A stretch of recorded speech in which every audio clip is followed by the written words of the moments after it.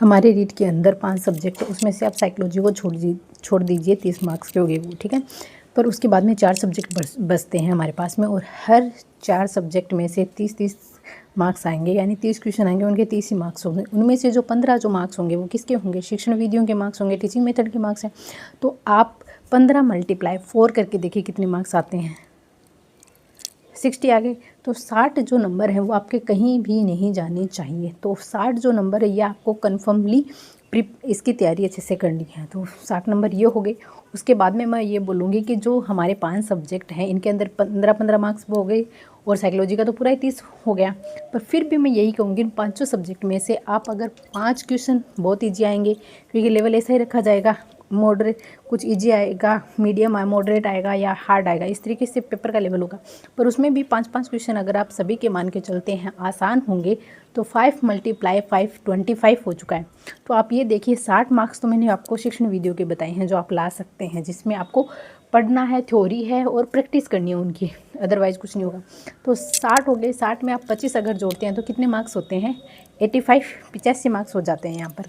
और इन 85 मार्क्स के बाद में क्लियर करने के लिए पात्रता को हमें चाहिए 90 मार्क्स, बचते हैं 5 मार्क्स। अब ये तो हो नहीं सकता कि आप अगर तैयारी कर रहे हैं तो साइकोलॉजी के अंदर 30 में से सिर्फ 5 ही क्वेश्चन सही कर पाओगे, वो भी इसमें माइनस मार्किंग नहीं है। तो बचते हैं साइकोलॉजी में 25 क्वेश्चन, उसमें भी आप अगर 15 क्वेश्चन कर देते हैं सही तो कितने मार्क्स होते हैं?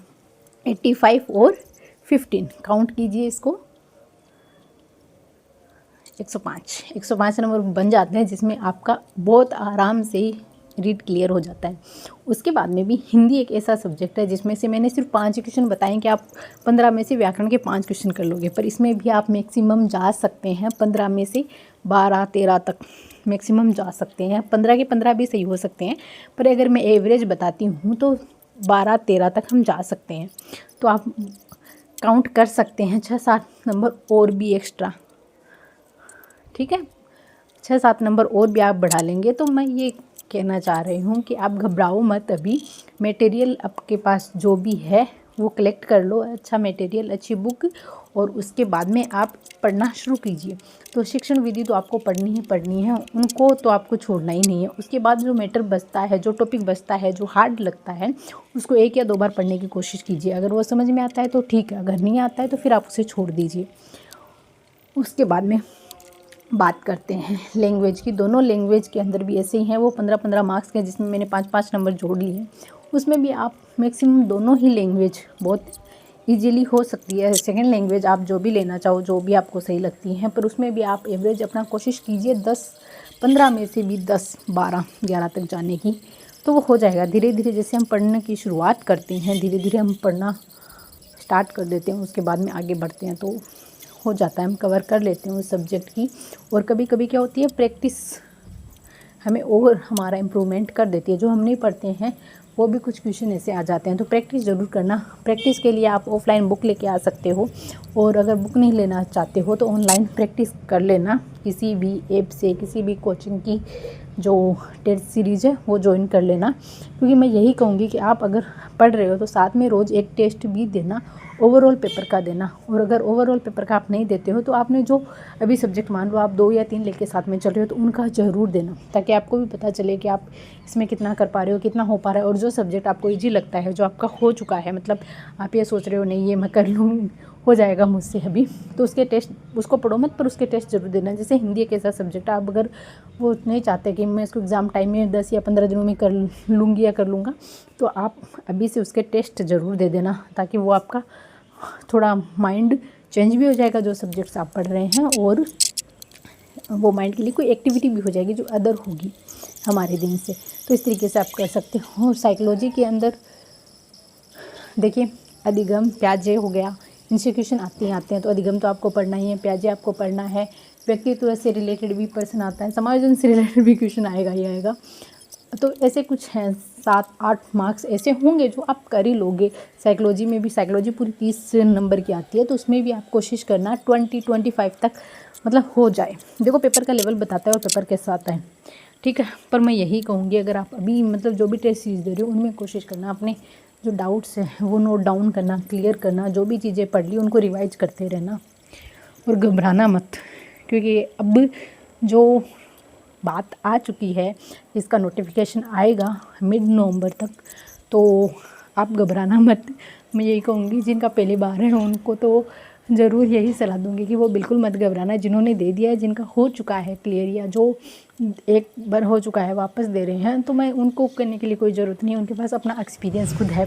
पर जो फर्स्ट टाइम दे रहे हैं मैं उन्हीं को कहूँगी घबराना मत किसी भी चीज़ के लिए, किसी भी बात के लिए। जितने भी चीज़ें नेगेटिव लगती है आपको अपने सिलेबस के अकॉर्डिंग, अपने तैयारी के अकॉर्डिंग, या कोई कुछ भी कहता है तो वो थोड़ा आप नकार दीजिए, उनको साइड कीजिए, अवॉइड कीजिए और सिर्फ फोकस करिए अपने आप पे, अपनी पढ़ाई पर। और अब आपको एक रूटीन बनाना होगा, एक शेड्यूल बनाना होगा, एक पाठ्यक्रम होगा जो आपको तैयार करना ही होगा।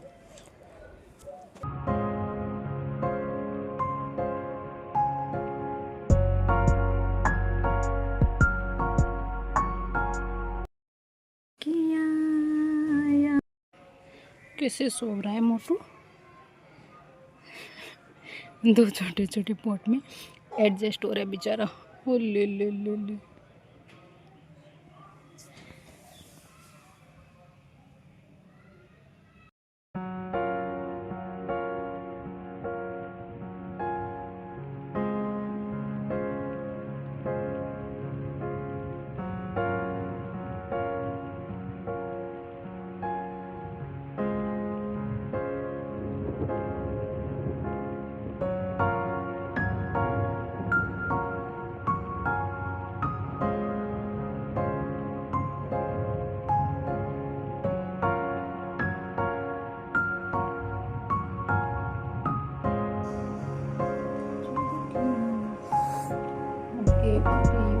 बात करते हैं होम की, टैब की, यानी क्लिप बोर्ड की।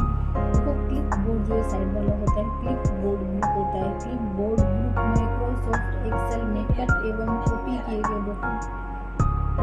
Clip board group, clipboard जो ग्रुप होता है, clipboard group Microsoft Excel में कट एवं कॉपी। क्लिप पिछले वाले जो एग्ज़ाम में क्वेश्चन आया था कंप्यूटर से, वो यहाँ से आया था। बराबर मतलब फॉर्मूला जब भी एक्सेल में नोट डाउन किया जाता है उससे पहले ये इक्वल का निशान लगाया जाता है। और अगर मैं बात करती हूँ हमारे सिलेबस के अकॉर्डिंग, तो इसमें ये सब कुछ दे रखा है जो सिलेबस का पार्ट ही नहीं है, तो इस क्वेश्चन को आउट ऑफ सिलेबस माना जा सकता है। पर वही है, सोचना पड़ता है कि पूरा कंप्यूटर आता है तो आपको पढ़ना होगा। अगर वो क्वेश्चन डिलीट नहीं करते हैं, किसी का आंसर कुछ और मानते हैं, तो उसमें हमारा नुकसान होता है। तो इसीलिए जो भी पढ़ें, जितना भी वक्त मिलता है, अच्छा बेहतरीन और PYQ को देख के पढ़ें। प्रीवियस ईयर के पेपर को ज़रूर नोट डाउन करें। और कभी कभी कुछ चीज़ों में इस तरीके के क्वेश्चन आ जाते हैं। कंप्यूटर के जितने भी रियल में बताऊँ क्वेश्चन थे ना, मुझे इस बुक से मुश्किल से एक भी नहीं मिला और सब कुछ इस कंप्यूटर की बुक से था। तो इसीलिए मैं सोच रही हूँ ये फटाफट हो भी जाएगा। मैंने इसका जो एक टॉपिक था वो पढ़ लिया है और अभी मैं दूसरे में कर रही हूँ, तो मेरे सामने ये आ गया, अभी मैं पढ़ रही थी, तो मैंने सोचा आपको ज़रूर बता दूँ। देखो ये वाला जो टॉपिक था वो मैंने कर लिया है, जिसको working with internet and emails कहते हैं। तो ये सब कुछ हमारे सिलेबस में उसमें भी दे रखा है, जो हमारा सिलेबस है उसके अंदर भी इंक्लूड किया हुआ है, ये इसमें भी है, ठीक है। इसमें जैसे कि डाटा संचार हो गया, नेटवर्क हो गया, internet, search engine, domain name system, IP address, OSI हो गया, ईमेल हो गया, डाउनलोडिंग अपलोडिंग, ई बैंकिंग, वायरस, ये सब कुछ हो गया, ठीक है। और अब जो मैं पढ़ रही हूँ वो स्प्रेडशीट को ही पढ़ रही हूँ। तो ये स्प्रेडशीट भी, स्प्रेडशीट के बाद में ना यही आएगा, फिर मेमोरी। देखो ये वाले क्वेश्चन आते हैं अधीनस्थ बोर्ड ना, उसकी जो PYQ वो भी देखना ज़रूरी है। आपका जो सिलेबस है एग्ज़ाम का पैटर्न है वो तो देखना ही है, और देखना ये भी है कि ये जो अधीनस्थ बोर्ड है ये कहाँ से क्वेश्चन पूछता है। इसके कुछ क्वेश्चन फेवरेट होते हैं और इसका कुछ दिमाग भी मतलब एक जैसा ही चलता है। अदर एग्जाम में जो चीज़ें पूछता है वो हमारे वाले एग्जाम में भी पूछ लेता है। तो कंप्यूटर के मामले में इसने यही किया था। चलिए मैं कंप्लीट करती हूँ इसको, मुझे बताना था, पढ़ रही थी तो मैंने सोचा आपको बता दूँ। पढ़ते पढ़ते मेरे सामने आ गया। या मैं इसको कंटिन्यू करती हूँ।